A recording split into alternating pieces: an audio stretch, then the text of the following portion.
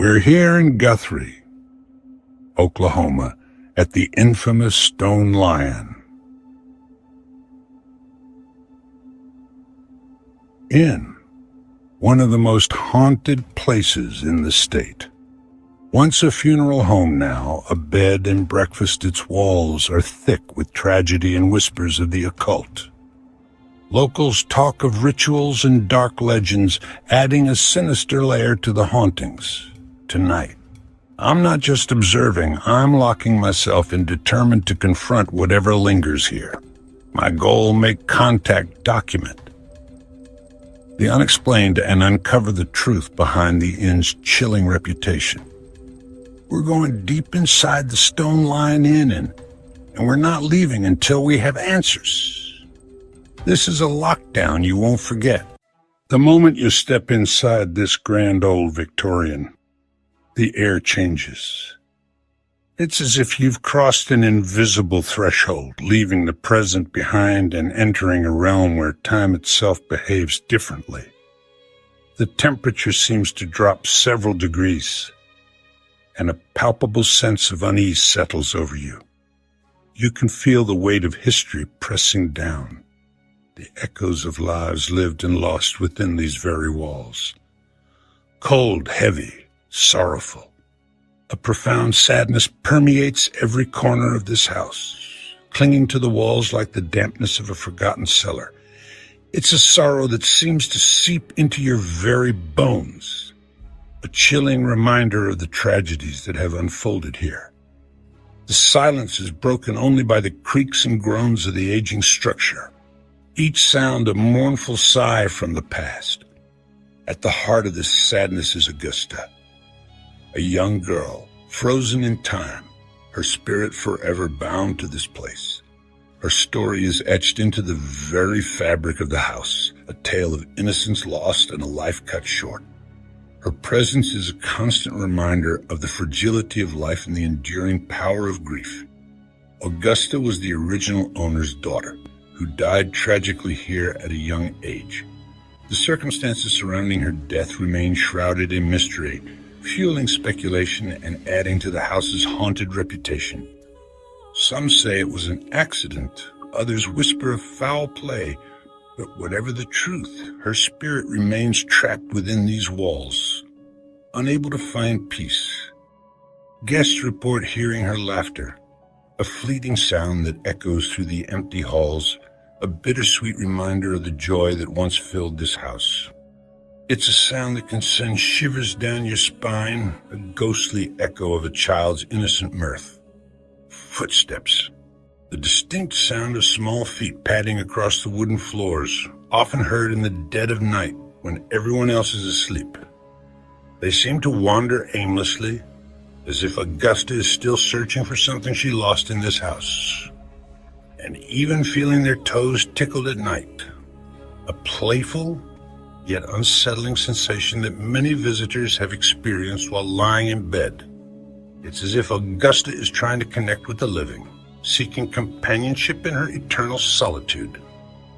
Determined to make contact, I set up a spirit box in her room, hoping to bridge the gap between our worlds. The spirit box scans through radio frequencies, creating white noise that spirits can manipulate to form words and communicate. Asking softly, "Augusta, are you here? Can you hear me?" I waited with bated breath, my heart pounding in my chest, listening intently for any sign of a response. The silence stretched on, thick and heavy, amplifying the anticipation, and through the static a faint sigh answered. A barely audible whisper, lost in a sea of white noise, yet undeniably there. It was a chilling confirmation that Augusta was indeed present, acknowledging my presence in her domain. A toy ball rolled across the floor on its own, seemingly propelled by an unseen force. It was a clear indication that Augusta was not only present, but also actively interacting with her surroundings, a playful demonstration of her spectral abilities. and motion detectors triggered with no one near, their red lights flashing in the darkness, confirming the presence of an unseen entity moving through the house. It was a stark reminder that we were not alone, that Augusta's spirit was still very much alive within these walls. Alone in the dark, I spoke to her, sharing my thoughts and feelings, hoping to connect with her on a deeper level. I told her that I understood her sadness and that I wanted to help her find peace, and heard a soft thump on the bed behind me. No one was there. A subtle yet unmistakable sign that Augusta was listening, acknowledging my presence with a gentle nudge, a playful reminder that she was still very much a part of this house. We captured chilling EVPs, or electronic voice phenomena, disembodied voices recorded on audio equipment that are not audible at the time of recording. These whispers from the other side offer a glimpse into the spirit world, providing evidence of the existence of entities beyond our perception, including a tiny voice whispering "hide," a chilling command that sent shivers down my spine. It was a playful, yet unsettling invitation to join her in a game of hide and seek, a game that has been going on for centuries within these walls. After I asked, "Do you want to play?" it was as if my question had triggered a response, a playful invitation from beyond the grave. The connection was undeniable, a clear indication that Augusta was eager to interact with the living. Augusta's presence is playful, a mischievous spirit who enjoys interacting with the living, but deeply tragic, a constant reminder of a life cut short and a childhood lost. Her story is a poignant reminder of the enduring power of grief and the importance of remembering those who have passed on. A lost child, forever wandering her home, searching for something she can never find. Her spirit is a beacon of sadness, a testament to the enduring power of loss and the lingering echoes of the past. Not all hauntings are terrifying. Some are heartbreakingly human, a reflection of the pain and suffering that can linger long after death. These are the stories that resonate most deeply, reminding us of our shared humanity and the enduring power of love and loss. The night was just beginning, and I knew that Augusta's story was far from over. There were still many mysteries to uncover, many secrets to reveal. The journey into the unknown had only just begun. The Stone Lion Inn's darkness deepens with rumors of occult rituals under a former owner, Becky Luker. Locals whisper of midnight gatherings, chanting, and attempts to summon dark entities, especially in the cemetery behind the inn. Investigating the cemetery, I felt watched by multiple unseen presences. My SLS camera mapped a flickering human-like figure by a headstone. I asked, "Were you summoned here?" The energy was intelligent, oppressive. In the basement, another rumored ritual site. The air was thick with dread. We captured an EVP, a guttural voice commanding leave. This wasn't Augusta. It was something darker, fiercely protective of its domain. The connection between the occult rumors and the aggressive energy is undeniable. Whether or not rituals truly happened, something malevolent lingers here. The consequences of the living's actions have left a permanent stain. Before the inn, this was the Hutton Funeral Home, a place of grief and final goodbyes. The main parlor, once a viewing room, is now a hot spot for apparitions, a man in an old suit replaying his last moments. The air is thick with sorrow, as if the walls themselves mourn. I heard a woman softly crying from an empty corner, pure residual grief echoing through time. Shadowy figures move in the halls, cold spots linger, and the scent of funeral flowers appears and vanishes. These are classic signs of a place saturated with death. The funeral home's energy is the most pervasive haunting here, a constant, somber presence. It's a layer separate from Augusta's spirit and the basement's darkness. The Stone Lion Inn is haunted by a chorus of trapped souls. As night deepens, the veil between worlds seems to thin. The air grows heavy, charged with an unseen energy. It's during these hours, when the world is cloaked in shadow, that the whispers begin. A subtle shift in the atmosphere, a prickling sensation on the skin, the feeling of being watched when you know you're alone. They start as faint murmurs, almost imperceptible, like disembodied voices just out of reach, teasing the edges of your perception, playing with your mind. Are you truly hearing something, or is it just the house settling, the wind playing tricks? The doubt is part of the game. In an upstairs bedroom, as I lay in wait, trying to discern any unusual activity, I heard a clear whisper by my ear. Not a distant echo, but a distinct voice, close and intimate. It was a man's voice, chilling and close, sending a shiver down my spine. It wasn't just the words themselves, but the intent behind them, a palpable sense of malice that hung in the air.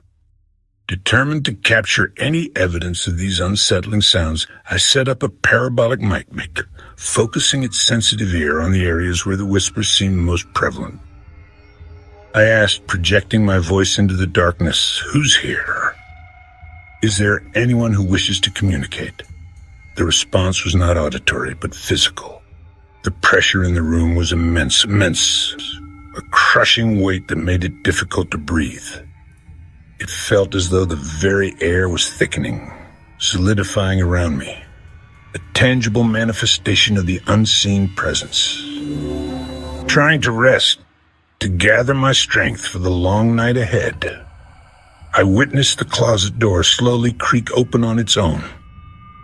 A silent, deliberate movement that defied any logical explanation. Thankfully, I had strategically placed night vision cameras throughout the room, and the entire event was caught on camera, providing undeniable visual proof of the paranormal activity. Moments later, a picture frame resting on the nightstand was pushed over with force, crashing to the floor with a startling thud. It wasn't a gentle topple. It was a deliberate act, a clear demonstration of physical interaction. And through it all, the whispers continued, a constant undercurrent of unintelligible voices, always just beyond understanding, like fragments of conversations carried on the wind. The spirits here don't just observe, they interact physically, manipulating objects and influencing the environment, and psychologically, preying on emotions and fears. They seem to have a keen sense for vulnerability, targeting the vulnerable, those who are most susceptible to their influence. Guests report blankets pulled off in the middle of the night, leaving them exposed and vulnerable to the chilling atmosphere. Others describe beds shaking violently, as if an unseen force is trying to dislodge them from their slumber. And many have reported being woken by loud bangs, sudden and startling noises that shatter the silence of the night. My experience confirmed it. The stories, the legends, the whispers themselves, they all pointed to a single terrifying truth. Something here feeds on fear, drawing strength from the negative energy, especially at night, when the darkness amplifies every sound and every shadow. By dawn, as the first rays of sunlight pierced through the window, I was exhausted, physically and emotionally drained. I was battered by whispers, assaulted by unseen forces, and left with a profound sense of unease. I felt watched by unseen eyes, constantly aware of a presence lurking just beyond the periphery of my vision. And I was confronted by undeniable evidence, proof that something extraordinary, something terrifying, was happening within those walls. The darkness in the Stone Lion Inn is not passive. It's awake, aware, and actively engaged. It's intelligent, capable of complex interactions, and vocal, communicating through whispers and other unsettling phenomena. This is not just a haunting, not a simple case of residual energy or lingering spirits. It's a battle, a struggle for control between the living and the dead, a fight against a force that seeks to consume and dominate. After meticulously reviewing all the evidence we've gathered, from countless hours of audio recordings to the visual data captured through various devices, a clear picture begins to emerge. We've pored over every detail, analyzed every anomaly, and cross-referenced our findings with historical records and eyewitness accounts. The data paints a compelling narrative, one that points to a location steeped in paranormal activity. The Stone Lion Inn, with its imposing facade and rich history, stands out not just as a landmark, but as one of the most compelling locations we've ever investigated. Its very stones seem to whisper tales of bygone eras, of lives lived and lost within its walls. It's not just active. The Stone Lion Inn resonates with an energy that marks it as one of the most intensely active haunts I've ever had the privilege, and sometimes the terror, of investigating. The sheer volume and variety of paranormal phenomena we've encountered here are truly remarkable. Throughout our investigation, we captured a multitude of EVPs, or electronic voice phenomena. These disembodied voices, often faint and fleeting, offer tantalizing glimpses into the unseen world. Among the most chilling was a child's voice, clear as a bell, whispering "hide," perhaps beckoning us to join in a spectral game. The innocence in that single word is profoundly unsettling. From the depths of the basement, a more sinister voice urged us to leave, a command laced with an undeniable sense of menace. It was a stark warning, a clear indication that not all entities within the inn are welcoming. We also recorded a distinct woman's sigh, heavy with sorrow and regret, a poignant echo of a life, perhaps filled with unfulfilled dreams or lingering heartache. It was a sound that resonated with a deep sense of loss. And then there was the man's voice, strong and resonant, uttering the name Houghton. Was it a declaration? A plea? A simple identification? The meaning remains elusive, a tantalizing piece of the puzzle. Using the SLS camera, which maps the environment and detects human-like forms, we captured a distinct figure in the cemetery, standing amongst the headstones as if guarding the silent residents. Furthermore, our video footage captured undeniable evidence of physical manipulation. A closet door slowly creaking open on its own, and a picture frame inexplicably shifting on the wall. These weren't subtle occurrences. They were blatant displays of paranormal activity. During our spirit box sessions, where we rapidly scanned through radio frequencies to provide a conduit for spirits to communicate, we received direct and relevant replies to our questions. The responses weren't random noise or garbled static.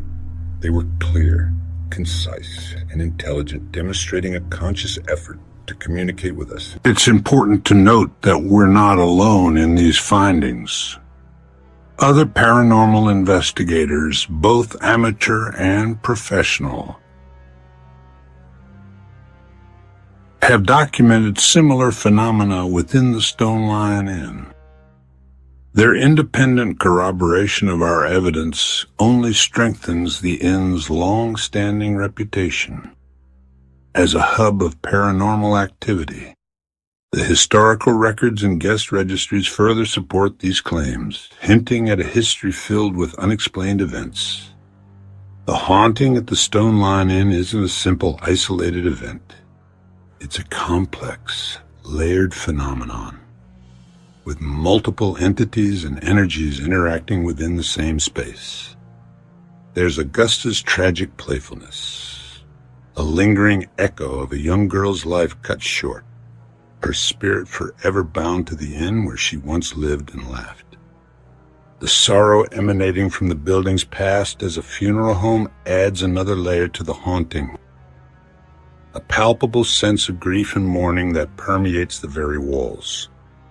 And then there's the aggression that seems to emanate from the basement, a dark and unsettling energy that suggests a more malevolent presence lurking beneath the surface. It's more than just a collection of individual hauntings. It's a supernatural ecosystem, a complex web of interconnected energies and entities.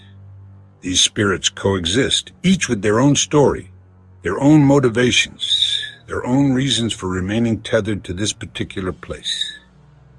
After carefully considering all the data, the audio recordings, the video evidence, the eyewitness accounts, and the historical context, the evidence is simply overwhelming. Based on the sheer volume and intensity of paranormal activity, we have no hesitation in classifying the Stone Lion Inn as a Class A. Haunting, the highest level of paranormal classification. The Stone Lion Inn is not just a place to visit. It's a place to approach with reverence and respect. It demands respect for the energies that reside within its walls, for the stories it holds, and for the mysteries it continues to conceal. It also demands caution, for not all the energies within are benevolent, and venturing into the unknown always carries a degree of risk. So, if you harbor doubts about the existence of the paranormal, if you consider yourself a staunch skeptic, if you need irrefutable proof to believe, I challenge you to spend just one night within the walls of the Stone Lion Inn. Dare to immerse yourself in its history, its atmosphere, and its mysteries. I can almost guarantee that you won't leave a skeptic. The Stone Lion Inn has a way of changing perspectives, of opening minds to the possibilities that lie beyond the realm of our everyday understanding. As dawn breaks, the inn's oppressive energy fades, but never disappears. The most haunting moments were personal. Augusta's whisper, the basement's malice, the closet door swinging open. We only scratched the surface of the stories trapped within these walls. Have you experienced the Stone Lion Inn or another haunted place? Share your story in the comments. Thank you for joining me on this journey into Oklahoma's most haunted location. Until next time, stay safe and keep an open mind.